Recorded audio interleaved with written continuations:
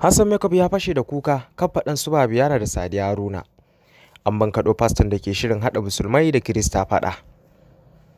Hassan Makeup da ya fashe da kukan ne bayan Fadansu Babiana da Sadiya Haruna da ya barke. Hassan Makeup da ya fashe da kuka inda ya bayyana alhini da kuma rashin jin daɗin sa ganin yadda waɗannan 'yan TikTok suka rincaɓe. Lalle a dare sun yi alƙawarin cewa ba za su yi fada ba har sai bayan sallah. Albarkacin wannan wata na Ramadan, amma kuma da alamu dai alƙawarin 'yan balaja'u dama alƙawarin shedan ne yayi kuma ya karya. Lalle wannan abu sai dai mu ce Allah ya kawo sauki ganin yadda abubuwa suka ƙara taɓarɓarewa a masana'antar. Tunda har ta kai ga Hassan Makeup yin kuka, to lalle wannan rikici ya kai inda ya kai. To masu sauraro ba tare da ɓata lokaci ba, ga kaɗan daga cikin fayafayen bidiyoyin ku gane idon ku, amma kafin nan ku danna mana subscribe.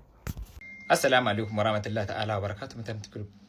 Da fatan kuna lafiya, zan wato in yi magana akan Sadiya Haruna da Babiana. Tunda Hafsa ba magana ba take sosai haka. Sadiya cikin watan azumi muke fa.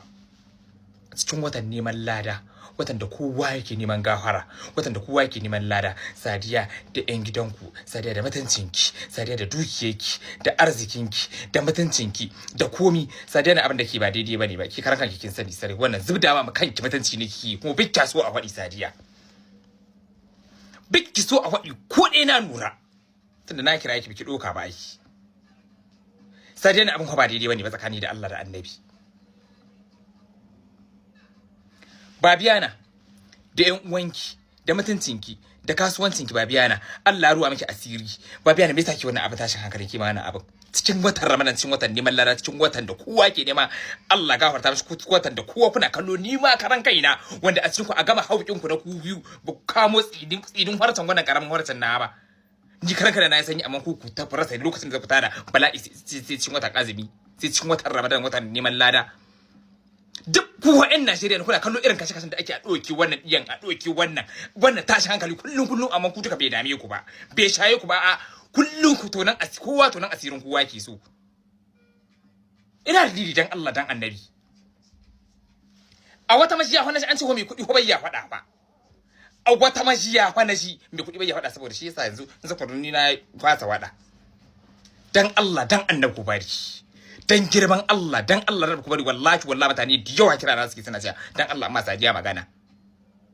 Sadiya ba sai an gaya miki ba, Sadiya da mutuncinki, diyarki na Khadija, mammaki saka wannan bidiyon, saka wannan tashin kan dake Sadiya ina an wani shi.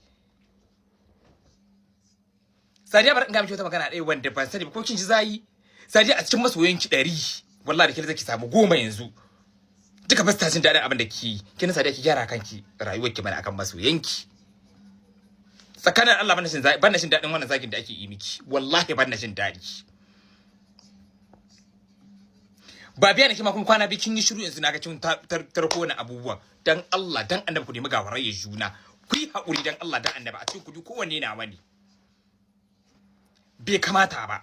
Kuna kallon da mutane suke rasa diyansu, yanzu in diyanku ne aka ɗauke, in diyanku ne ko ƴan gidanku ko ƙannanku aka ɗauke a cikin wannan masifu da ƴan Najeriya suke ci a yanzu, kuna shi yanzu tashin hankali da ake yi wa. A ɗauki wani a kai wani a kashe wannan fa.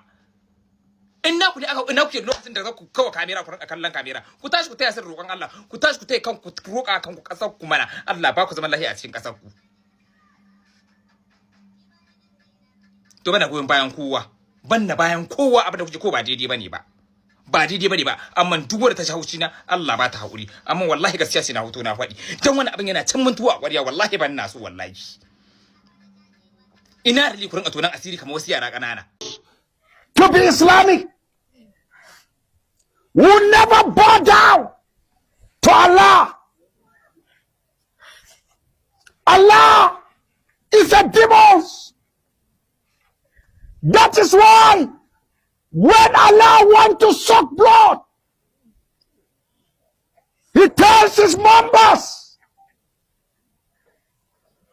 chant Allah Akbar, Allah Akbar, Allah Akbar, before they embark on killings, so that Allah will suck blood.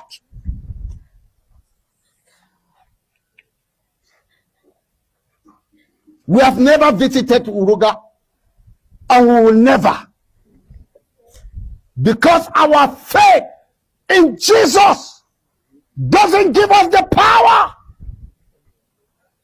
to go and kill, but our faith in Christ give us. Sakani da Allah, idan har kai Kirista ne kana ganin wannan bidiyon, ka zauna ka imagine akan cewa ana maganan nan akan addininka ne, akan addininka abunda kake imani da shi, a ce ana irin wannan magana akan shi, how will you feel? Kun gan ba, nayi kwana biyu nace bazan yi magana akan Reverend Ezekiel Dachomo ba, because ana wa ganin na gani kaman psychologically abubuwa da yawa suna damun shi, in the sense that ya bizne mutane sosai, irin abun da ya dan sa shi emotions din shi. So I have decided that bazan dinga zama judgmental sosai ba, or in dinga making comments akan shi akan social media. Amma kun ga wannan video nan, kun ga wannan abun da ya faɗan nan, gaskiya bai kamata ba, yayi kuskure. Yayi kuskure in the sense that kaman yaya zaka ce wai Allah is a demon, Allah ne yake tura mutane su je su kashe mutane, shi yasa idan suka je suka kashe mutanen nan suna yin Allahu Akbar, Allahu Akbar. Idan suna yin Allahu Akbar, does it mean that addinin su ne ko kuwa Allah ne ya ce musu su je su yi hakan? Sannan me yasa suna kashe ƴan wannan su ma musulman? No, this thing is really very bad. It's like you are trying to paint, kana fama kai painting musulunci black. Kana so ka nuna ma duniya kan cewa musulunci dai addinin ta'adanci ne. Allah da suke bautawa ma shine ya umurce su su dinga kashe mutane. Har kana cewa he's a demon, he's this, he's that. Honestly, this is unacceptable. Wannan abun mu ba mu tare da shi. Dan Allah musulmai ku yi hakuri. Ba dan yon duka Christians in Nigeria yake wannan maganan ba. Because ko ni ne as a Christian a ce an fito ana irin wannan magana akan addini na, ba zan ji dadi ba. What will it cost us to start respecting each other's religion? Imagine all this. A ce wai kai pastor, a religious leader that is supposed to be preaching peace, to see that kayi a samun da za a samu a yi zaman lafiya, kai ne ka fito kana faɗin irin wannan maganan akan addinin musulunci. Nobody is asking you akan cewa dole ka zama Muslim. Nobody is telling you to bow down to Allah, but allow them to practice their Islam in peace. Ka fito kana fama painting addinin wani black a madadin me? Mu fa zaman lafiya muke so. And we are never going to support or encourage this kind of preaching. We are not with you. This is totally unacceptable. Refuse to be Islamic. We'll never bow down to Allah. Allah is a demon. That is why when Allah wants to suck blood, He tells his members, chant Allah Akbar, Allah Akbar, Allah Akbar. Reverend Ezekiel Dachomo ba musulmi bane. He's not a Muslim.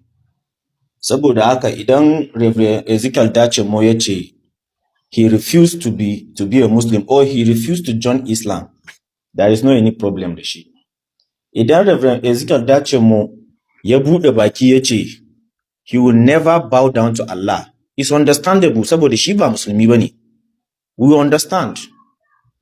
But for him to go further and call Allah, which he knows that Allah is how Muslims refer to the God they serve, they worship, for him to go further and say Allah is a demon, and also said Allah sucks blood.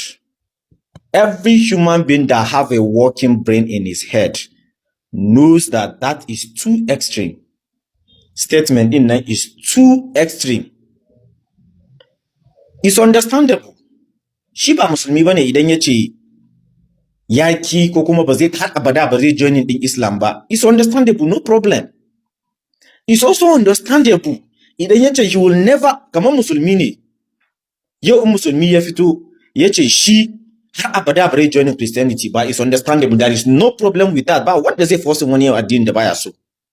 Musulmi ya fito yace he will never bow down and worship Jesus. It's understandable. There is no problem about that. Idan musulmi ya faɗa haka, yace musulmi yace shi ba har abada bare ta bauta mu Yesu ba, wannan ba matsala tunda shi ba Kirista bane. But musulmi ya bude baki ya kira Yesu aljani shedani. In fact, something similar to this happened now last year, some months ago. Me Suna Wannan abun, there's this thing. What's the name of this thing? Is it Hayatu Dilla Abu? What do you call this thing? Yesu yana ta babu irin sunan maganganun banza da bai kira Yesu ba. Christians were angry.